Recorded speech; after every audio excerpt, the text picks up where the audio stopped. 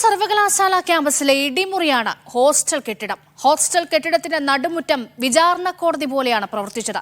സിദ്ധാർത്ഥൻ ക്രൂരമായ മർദ്ദനത്തിന് ഇരയാകുമ്പോൾ ഈ കെട്ടിടവും അതിന് മൂകസാക്ഷിയായി.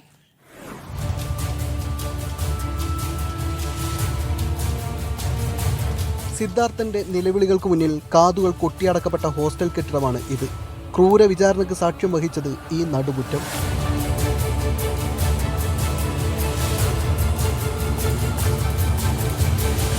സിദ്ധാർത്ഥനെ ഉടുതുണി അഴിച്ച് വിവസ്ത്രനാക്കിയിരുന്നു ആ രാത്രി. നിരവധി വിദ്യാർത്ഥികൾ നിരനിരയായി നിസ്സഹായരായി ഈ ബാൽക്കണികളിൽ കാഴ്ചക്കാരായി നിന്നു.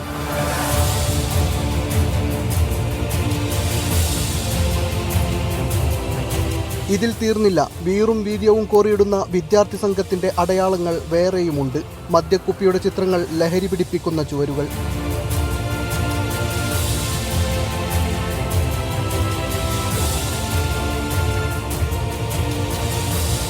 സഹപാഠികളുടെ ഇടിമുറ്റത്തുനിന്ന് സിദ്ധാർത്ഥ് മരണത്തിലേക്ക് നടന്നുപോയത് ഭീതി തളം കെട്ടിക്കിടക്കുന്ന ഈ ഇടനാഴികളിലൂടെയാണ്. ഈ കുളിമുറിയിൽ ആ ജീവിതം അവസാനിച്ചു.